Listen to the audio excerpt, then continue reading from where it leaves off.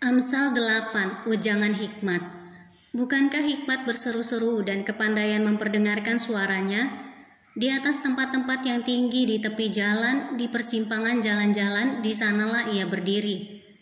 Di samping pintu-pintu gerbang di depan kota, pada jalan masuk, ia berseru dengan nyaring. Hai para pria, kepadamulah aku berseru. Kepada anak-anak manusia, kutujukan suaraku. Hai orang yang tak berpengalaman, tuntutlah kecerdasan. Hai orang bebal, mengertilah dalam hatimu. Dengarlah, karena aku akan mengatakan perkara-perkara yang dalam dan akan membuka bibirku tentang perkara-perkara yang tepat. Karena lidahku mengatakan kebenaran dan kefasikan adalah kekejian bagi bibirku. Segala perkataan mulutku adalah adil, tidak ada yang belat-belit atau serong. Semuanya itu jelas bagi yang cerdas, lurus bagi yang berpengetahuan. Terimalah didikan lebih daripada perak. Terimalah didikanku lebih daripada perak, dan pengetahuan lebih daripada emas pilihan. Karena hikmat lebih berharga daripada permata, apapun yang diinginkan orang tidak dapat menyamainya. Aku, hikmat, tinggal bersama-sama dengan kecerdasan, dan aku mendapat pengetahuan dan kebijaksanaan. Takut akan Tuhan ialah membenci kejahatan. Aku benci kepada kesombongan, kecongkakan, tingkah laku yang jahat, dan mulut penuh tipu muslihat. Padaku ada nasihat dan pertimbangan, akulah pengertian, padakulah kekuatan.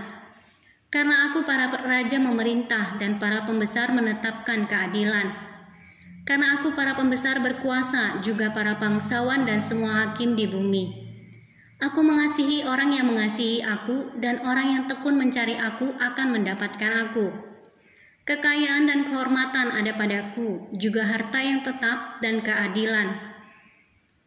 Buahku lebih berharga daripada emas, bahkan daripada emas tua. Hasilku lebih daripada perak pilihan. Aku berjalan pada jalan kebenaran di tengah-tengah jalan keadilan, supaya kuwariskan harta kepada yang mengasihi aku dan kuisi penuh perbendaharaan mereka. Tuhan telah menciptakan aku sebagai permulaan pekerjaannya, sebagai perbuatannya yang pertama-tama dahulu kala. Sudah pada zaman purbakala aku dibentuk, pada mula pertama sebelum bumi ada. Sebelum air samudra raya ada, aku telah lahir. Sebelum ada sumber-sumber yang syarat dengan air. Sebelum gunung-gunung tertanam dan lebih dahulu daripada bukit-bukit, aku telah lahir. Sebelum ia membuat bumi dengan padang-padangnya atau debu dataran yang pertama. Ketika ia mempersiapkan langit, aku di sana. Ketika ia menggaris kaki langit pada permukaan air samudra raya. Ketika ia menetapkan awan-awan di atas dan mata air samudra raya meluap dengan deras. Ketika ia menentukan batas kepada laut supaya air jangan melanggar titahnya.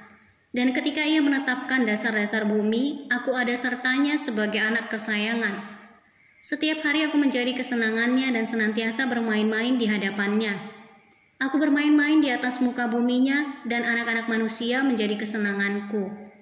Oleh sebab itu, hai anak-anak, dengarkanlah aku, karena berbahagialah mereka yang memelihara jalan-jalanku. Dengarkanlah didikan, maka kamu menjadi bijak. Janganlah mengabaikannya. Berbahagialah orang yang mendengarkan daku, yang setiap hari menunggu pada pintuku, yang menjaga tiang pintu gerbangku.